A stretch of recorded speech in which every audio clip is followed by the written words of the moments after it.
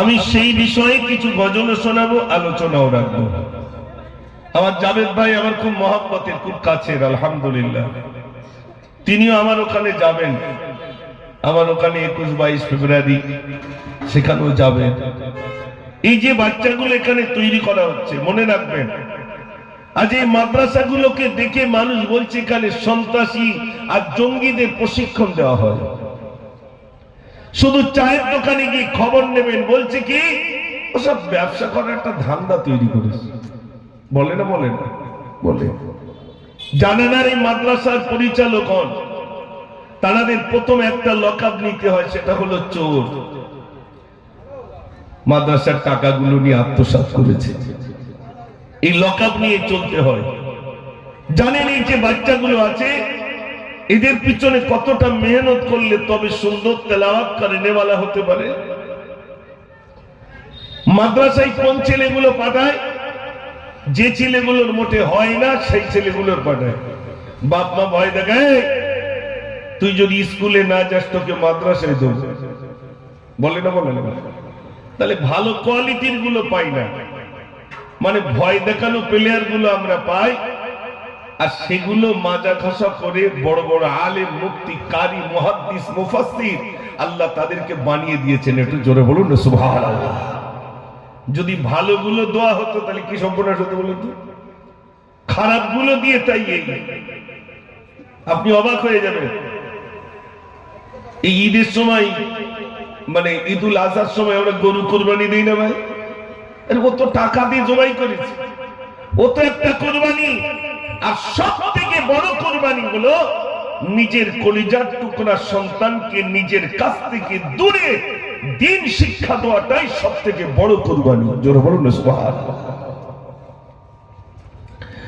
ভাই আমার মা জননী গভীর রাতে আমাদের কাছে ফোন করে, হুজুর আমি এই মাত্র স্বপ্ন দেখলাম, আমার ছেলের কথা আমার মনে পড়ে, আমার কলিজার টুকরা ছেলে আমার আঁচলের তলে থাকতো। হুজুর আমার ছেলেটার জন্য আমার বড় কষ্ট হয়, এখন রাত দুটো বেজে গেল। শীতের সময় আমার ছেলেটি আমার কম্বলের ভিতরে আমাকে গলা জড়িয়ে ধরে ঘুমাতো। হুজুর আমার ছেলেটি আজ নাই, ওখানে কেমন অবস্থায় আছে হুজুর, আমার ঘুম আসে না, একটুখানি দেখান। আমাদের কাছে ফোন আসে, ভাই আমার ওই মা জননী বাড়িতে কুটুম এসেছে, বাড়িতে কুটুম আসার পরে গোশত, ডিম, বহু কিছু রান্না হলো, সবাই খাওয়া দাওয়া করে চলে গেল। মাকে জিজ্ঞাসা করে, স্বামী জিজ্ঞাসা করো, বিবি তুমি কি খেয়েছো? বলছে আমি কেমন করে খাবো, আমার কলিজার টুকরা ছেলে মাদ্রাসায় রইল, সেখানে কি খায় আমি জানি না, কি খায় আমি জানি না। আমি আজ বাড়িতে রইলাম, গোশত রান্না করেছে, ডিম রান্না করলো, যা কিছু রান্না করলো, বিরিয়ানি করলো, যাই করলো, মায়ের কলিজায় যায় না, মা খেতে পারে না সন্তানের মহব্বতে। আমার ছেলে যুবক মাদ্রাসায় রয়েছে, সে খেয়েছে কিনা জানি না, আমি কেমন করে খাই। ও সোনার মায়েরা, এই জন্য আল্লাহ নবী সাল্লাল্লাহু আলাইহি ওয়াসাল্লাম বলেছেন, ভাইরা আমার এই সন্তানদেরকে কেন্দ্র করে সব থেকে বড় জিহাদ হলো, সব থেকে বড় কুরবানি হলো নিজের কলিজার টুকরা সন্তানকে দূরে শিক্ষা দেওয়াটাই সব থেকে হলো বড় কুরবানি। জোরে বলুন না সুবহানাল্লাহ। অথচ এই বাচ্চাগুলো আজ কত পরিপাটি বলুন তো, কত সুন্দর করে তারা সেজে আছে। এই বাচ্চাগুলো এখানে পড়ছে ছোট্ট একটি প্রতিষ্ঠানে, কিন্তু তাদের তেলাওয়াত কত সুন্দর, তাদের পড়াটা কত সুন্দর। আপনাদের কষ্ট হচ্ছে না তো? মাশাআল্লাহ। এই শোনাবো গজল, আসলে বয়স হয়ে গেছে বলে আর বলিনি, কিন্তু মাঝে মাঝে বলতে হয়। আর এখন গজল বললে দেখবেন মহিলারা একদম কাড়ি হয়ে যায়। এই মহিলাদের আশা কি জায়েজ না না জায়েজ?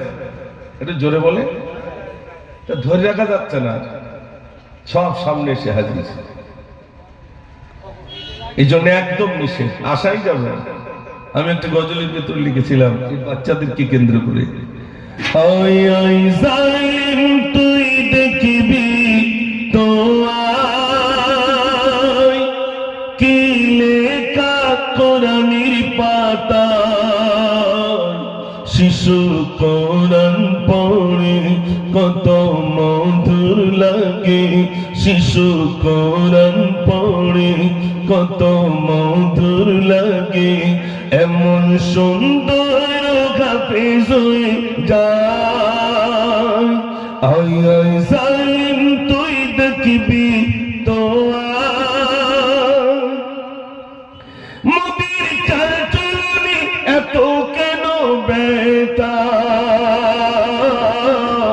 মোরা বলছি কি এমন কোন কথা, জাগার তাসির পেল পাকিস্তানে চলো, বলছি তোমার পিঠে ওরে বাংলাদেশে এমন সাহস তো কম দেখা যায়।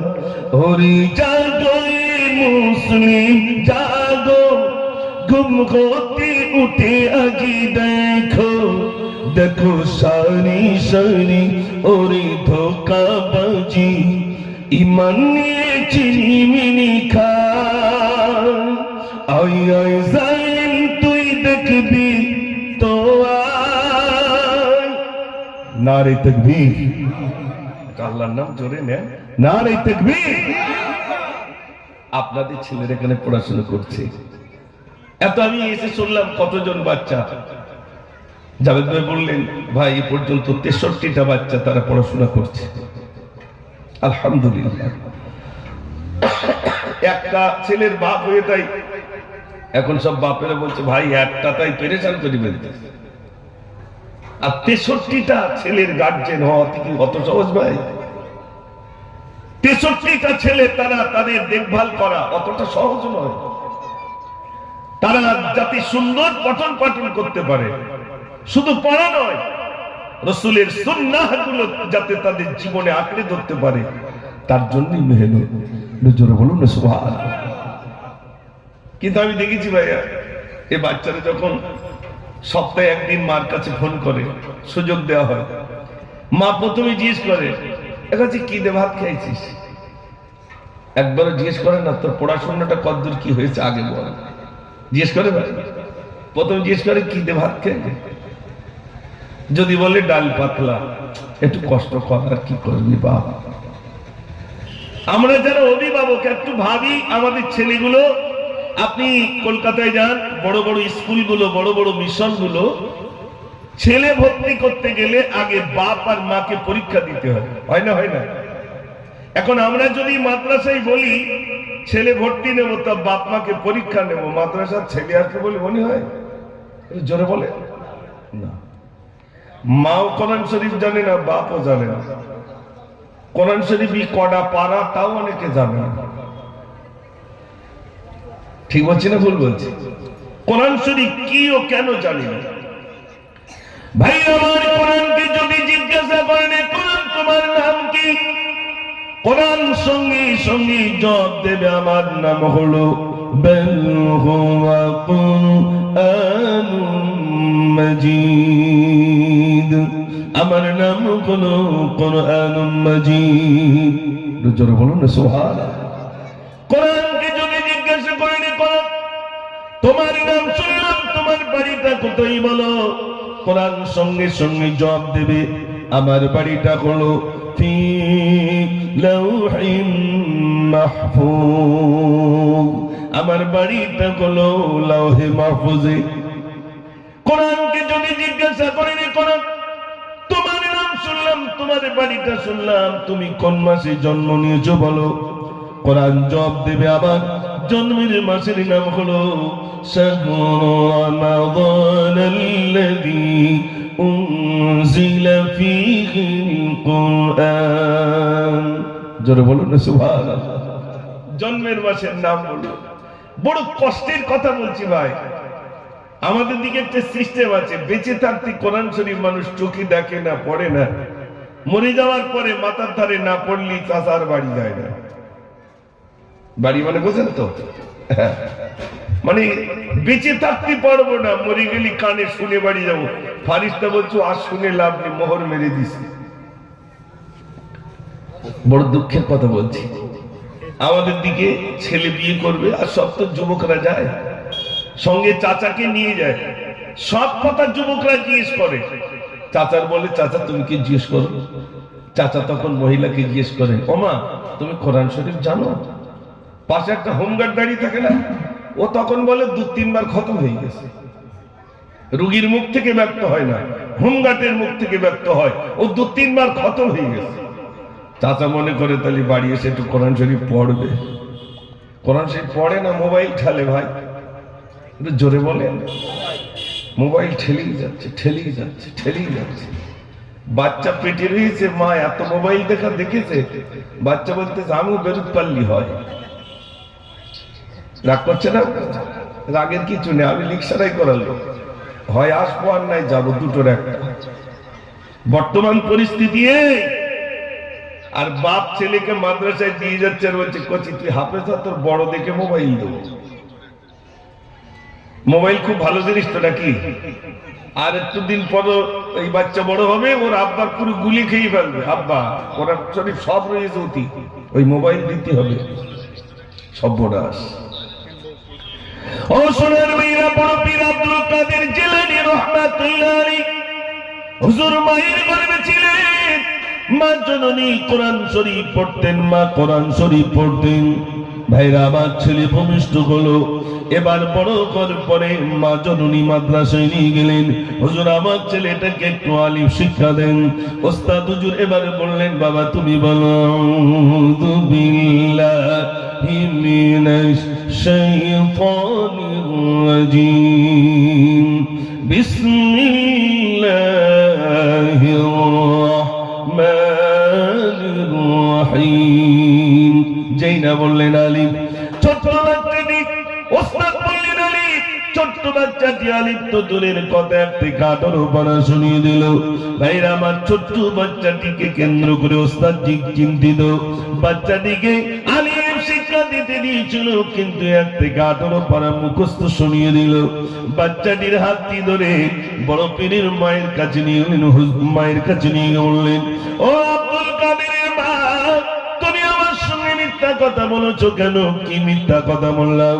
তোমার ছেলেটা গালিব শিক্ষা দিতে দিয়েছিলে, তোমার ছেলে তো একটা কাঠের পড়া শুনিয়ে দিল। বড় পীরের মা ডুকরে ডুকরে কাঁদেন, জিজ্ঞাসা করলেন, আব্দুল কাদেরের মা তোমার চোখে পানি কেন? বলছে, হুজুর আমার জন্য পানি, আমার বাচ্চা নেই, আমার পেটে যখন হয়েছিল, আমার পেটে ছিল, আমি তখন মা কোরআন শরীফ পড়েছিলাম, একটা কাঠের পড়া, তাই আমার বাচ্চা দিয়ে একটা কাঠের পড়ার হাফেজ হয়ে গেল। আমার কষ্ট হচ্ছে, সেদিন যদি আমি গোটা কোরআনটাই খতম করে দিতাম, আমার আব্দুল কাদের 18 পারার হাফেজ হতো না, বরং গোটা কোরআনের হাফেজ আমার আব্দুল কাদের বেড়ে যেত। জোরে বলুন না সুবহানাল্লাহ। মা কি পড়েছে ভাই? কোরআন শরীফ। আর বাচ্চা কি শিখেছে? কোরআন শরীফ। আর আমাদের মা কোরআন শরীফ তো দূরের কথা, আমি মাদ্রাসায় রাত্রি করে অনেক রাত্রি বাড়ি যাই, হঠাৎ একটা বাচ্চা এসে, হুজুর হুজুর, অফিসে কি ঘা দেয়, যে বার হয়েছে, কি হয়েছে বাবু? হুজুর আমাকে মেরেছে। তাই বললো, আরো তো হুজুর আছে, তাদের সাথে বললি তো হতো।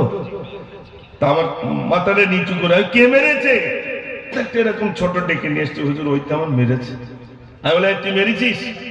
তো বলছে, হুজুর আমার গালি দিয়েছে তাই মেরেছি। সর্বনাশ, মাদ্রাসার ছেলে আমার গালি দিবি কেন? আমি ভিতরে অফিসে খুব মহব্বত করে বললাম, সত্যি কথা বল, তুই গালি দিয়েছিস? আমার মহব্বতের ঠেলাই বলে ফেললো, হ্যাঁ দিয়েছি। কিন্তু সে যা দিয়েছে সেটা আর মানুষের সামনে বলা যাবে না, এত বিষাক্ত। আমি তখন জিজ্ঞেস করলাম, সত্যি কথা বলতে গালিটা কার কাছ থেকে শিখেছি? তখন আর হচ্ছে, হুজুর আমাকে মা, আমাকে আব্বার এরকম করে গালাগালি দেয়। কেন দেয় ভাই? এটা বিশ্বাস হয় বলে মনে হয়? হ্যাঁ। আরে মা বলছে, আমার ছেলের বলছে, তুই খানায় পড়িস নি, তোর মরণ হয়নি লরির তলায়। ইস, মা ছেলের বলছে তুই লরির তলায় মর, মা বলছে তুই খানায় পড়। মানে মার মুখ এত বিষাক্ত, ছেলে কি তাহলে আল্লাহর ওলি হবে? একটু জোরে বলে। আপনাদের এখানে ইট ভাটা আছে তো? তো ইট ভাটার ওই যে ওই ফ্রেমে যে মাটিটা দেন, ওই ফ্রেমে যা দেবেন তাই বার হবে না আলাদা অন্য কিছু বার হবে? লেখা আছে সোনা, বেরোবে কি ইট? এই আপনার রূপো না, ওই সোনা লেখাটাই বার হবে। মার পেটটা হলো ফ্রেম, মা ভালো হবে তো সন্তান ভালো হয়ে যাবে। জোরে বলুন না সুবহানাল্লাহ।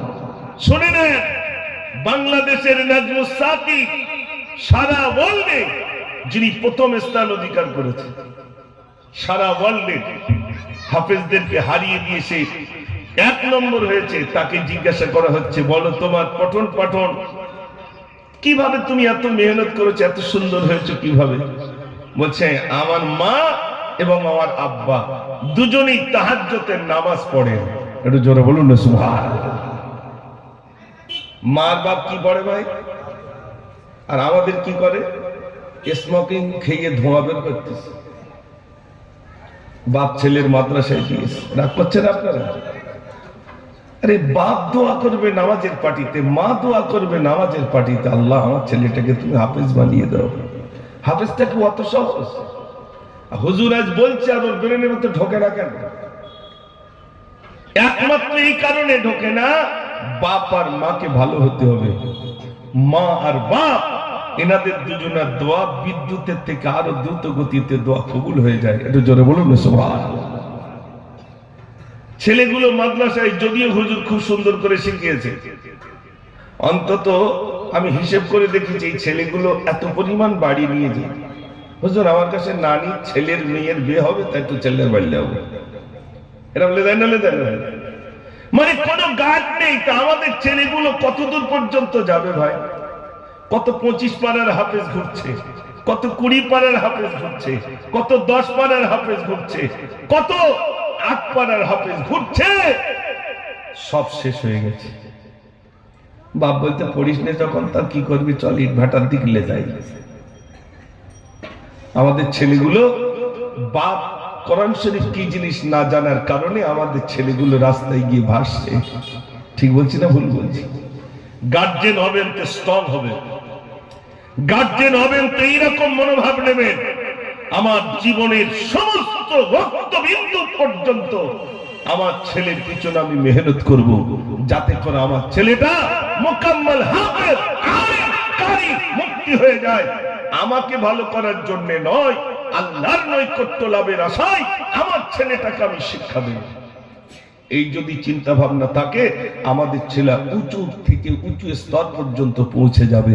একটু জোরে বলুন না সুবহানাল্লাহ। নাজমুস সাকিব 365 দিনের ভিতরে তার কোনো ছুটি নেই। আর আমাদের কতদিন ছুটি হয় বলে বলে মনে হয় ভাই, রাত দিন বাড়িতে যাচ্ছি, রাত দিন বাড়ি নিয়ে যাচ্ছি। আচ্ছা, টাইমার কমিট আছে, 2-4 মিনিট আছে নাকি ভাই? আচ্ছা, এখনই ছেড়ে দিচ্ছি। কমিট আছে? আচ্ছা আচ্ছা, 5 মিনিট আগে ছাড়ি নাকি? মাশাআল্লাহ। হ্যাঁ হ্যাঁ, নামাজ মাদ্রাসা প্রাঙ্গণে হবে ইনশাআল্লাহ। আমার কথায় রাগ করছেন আপনারা? আপনাদেরকে পেয়েছি বলে আজ দুটি কথা আপনাদের কাছে বলছি। গার্জেন আপনারা, আমার জাভেদ ভাইও গার্জেন, আপনারা ওই গার্জেনের সঙ্গে এক প্ল্যাটফর্মে দাঁড়াবেন, এক হয়ে যাবেন। হুজুর ছেলেটাকে যেভাবে তৈরি করলে হয় আপনি করুন, সম্পূর্ণ সহযোগিতা আমার। একটা ছেলে তৈরি করে যান, জমির দরকার নেই, দোকানের দরকার নেই, কিছুই দরকার নেই, সম্পদের দরকার নেই। সব থেকে বড় সম্পদ ছেলেটাকে উপযুক্ত শিক্ষা দেওয়া। যদি উপযুক্ত শিক্ষা দিয়ে যেতে পারে, আপনি কবরে শুয়ে শুয়ে ওই ছেলের দরুন আপনি কবরে শুয়ে শুয়ে সওয়াব পেতে থাকবেন। জোরে বলুন না সুবহানাল্লাহ। ভাইরা, কিতাবের ভিতরে এসেছে একজন আল্লাহর বান্দা, ভাইরা আল্লাহর একজন বান্দা মক্কে তো জুয়া খেলতো, টিকিট খেলতো, নোংরা কাজ নিয়ে সর্বদাই নোংরা কাজে নিয়োজিত ছিল। এবার বিবিকে ডাক দিয়ে বলছো, বিবি শোনো, জীবনে এমন কোন গুনাহ আমার দ্বারা আর বাকি নাই, সব গুনাহ হয়ে গেল। ও বিবি শোনো, আমি অসুস্থ হয়ে গেলাম, আমি বুঝি মারা যাবো, কিন্তু তোমার পেটে একটা বাচ্চা রইল, ওই বাচ্চাটাকে তুমি একটু কোরআন শিক্ষা দিও, মক্তবে দিও, মাদ্রাসায় দিও। কিছুদিন পরে ইন্তেকাল হয়ে গেল। ও সোনার মেয়েরা, এরপরে করে বাচ্চাটি ভূমিষ্ঠ হলো, একটু বড় হয়ে গেল। বাচ্চাটির মা ওই বাচ্চাটিকে নিয়ে ওস্তাদের কাছে এসেছেন। হুজুর, আমার স্বামীর ওসিয়ত অনুযায়ী বাচ্চাটাকে একটু আল্লাহ আপনি একটু আমার বাচ্চাটাকে কোরআন শরীফ শিক্ষা দিন। বাচ্চাটাকে ওস্তাদ শুধু এতটুকু বলেছেন, বাবা তুমি বলো আলিফ। আমার আল্লাহ বলেন ফারিস্তারে যাও যাও যাও, আমার অমুক বান্দা জাহান্নামে গ্রেফতার হয়ে চোখে জান্নাতে দিয়ে দাও। ফারিস্তারা বললেন আল্লাহ কি এমন বড় কাজ করলো আবার ওকে জান্নাতে দিতে হবে? আমার আল্লাহ বলেন ফারিস্তারে আমি যা জানি তোমরা তা জানো না। ফারিস্তা আমি যা জানি তোমরা তা জানো না। আমার বান্দা কচি মুখে ওই আলিফ বলেছে, আলিফ বলেছে, শুধু একবার আলিফ বলেছে। আমার ওই বান্দা কচি মুখে শুধু বলল আউযু বিল্লাহি মিনাশ শাইতানির রাজিম। আমার এই বান্দা কচি মুখে শুধু এতটুকু বলেছে বিসমিল্লাহির রহমানির রহিম। এটা বলার দরুন আমি আল্লাহ তার আব্বার জীবনে ত্রুটিগুলো আমি রব্বুল আলামিন ক্ষমা করে দিলাম। শুধু কোরআন শরীফ শিক্ষা দেওয়ার জন্য। আমি প্রায় জায়গায় বলি ভাই আমাদের ছেলেগুলোকে উচ্চ শিক্ষায় শিক্ষিত করতে হবে। শুধু হাফেজ না, শুধু মাওলানা না, এরা জাল শিক্ষা যেমন পাবে তেমন অ্যারাবিকও পাবে। এরকম আমাদের ছেলেগুলোকে তৈরি করতে হবে, ঠিক কিনা ভাই? কিন্তু আমাদের ছেলেগুলো একটা মাস্টার ডিগ্রি কমপ্লিট ছেলে খুঁজে পাওয়া যাচ্ছে না। দূরবীন নিয়ে আসতে হচ্ছে, দেখদিন কোন গ্রামে আছে। কেন আমাদের ছেলেগুলো শিক্ষা থেকে পঙ্গু কেন? আপনি একটু তাকান, আমার বক্তব্য আপনাদের শুনতে হবে না ভাই। আমার আমি পড়েই শেষ করবো, আপনি একটু নজর দিয়ে দেখেন। আপনাদের থানায় কি নজর দিয়ে দেখেন, সেখানে যদি লকাপে 10 জন থাকে, 8 জন মুসলমান, বসিরহাট জেলখানায় চলে যান, সেখানে যদি জেলে বন্দী থাকে 300 জন, 250 জন মুসলমান। ও সোনার ভাইরা, যেখানে মদ বিক্রি হয় সেখানে গিয়ে দেখুন, সেখানে বেশি ক্রেতা মুসলমান। যেখানে জুয়া খেলছে সেখানে মুসলমান। যেখানে টিকিট বিক্রি করা হচ্ছে সেখানেও মুসলমান। যত কোকরের সব মুসলমান। এই 1 জানুয়ারি থেকে আজ এই পর্যন্ত দেখবেন যত পিকনিকে গেছে সব কি আদিবাসী আর হিন্দু ভাই গেছে না আমার মুসলমানের ভাইরা জনমের মতো গেল? আজ একটু বলার ইচ্ছা ছিল তো কিছু করার নেই ভাই। এদিক টাইম মানে ছুঁই ছুঁই হয়ে যাচ্ছে, কিছু করার নেই। আল্লাহ যদি আবার কোনোদিন আনে সেদিন আপনাদের কাছে আবার বলবো ইনশাআল্লাহ। রাজি আছেন তো ইনশাআল্লাহ? আল্লাহ আবার যদি শেষ গজলটা বলি, আমি আজকের অনুষ্ঠান বিশেষ করে আসর পর্যন্ত মাগরিবের আগে আমি ইতি করবো। ছোট্ট একটি গজল বলে যাই। আজান সুরে সুরে তব নাম গায়, মদিনার মিনারে সেই নাম হয়। আজান সুরে সুরে তব নাম গায়, মদিনার মিনারে সেই নাম হয়। আমি তো বারবার ডাকি তোমায়, নামাজি দাঁড়িয়ে সেজদায় গিয়ে বলি শুধু আমি আল্লাহ। ওগো আল্লাহ, ওগো আল্লাহ, ওগো আল্লাহ, ওগো আল্লাহ। সন্ধ্যে বলা কারি সরাই হয়েছিস বল আজ তুই দামি। খুশবু ছড়াই ফুল বাগিচায়, তাই তো মানো বীর খাতি তুমি। এসব কিছুই সবই তোমার, তুমি যে রহমান, তুমি দয়াবান, তুমি তো মোদের আল্লাহ। ওগো আল্লাহ, ওগো আল্লাহ, ওগো আল্লাহ, ওগো আল্লাহ। সন্ধ্যের পাখি আর জোনাকি এত আজ কোথায় পেলি? যারে কোনো গান করছে তারা, মুখে আছি শুধু মধুর বলি। এসব কিছুই সবই তোমার, তুমি যে রহমান, তুমি দয়াবান, তুমি তো মোদের আল্লাহ। ওগো আল্লাহ, ওগো আল্লাহ, ওগো আল্লাহ, ওগো আল্লাহ। নারে তাকবীর। একটু পরে মাগরিবের আজান হবে। আমাদের যাদের ওযু নেই আমরা সব ওযু করে নিই। আমি যতটুকু বলেছি বলার ভিতরে যদি ত্রুটি হয় ক্ষমা করবেন। এতটুকু বলে আমার সংক্ষিপ্ত বক্তব্য গজলিতি করলাম। ওয়াখিরু দাওয়ানা আলহামদুলিল্লাহি রাব্বিল আলামিন। আসসালামু আলাইকুম ওয়া রাহমাতুল্লাহি ওয়া বারাকাতুহু।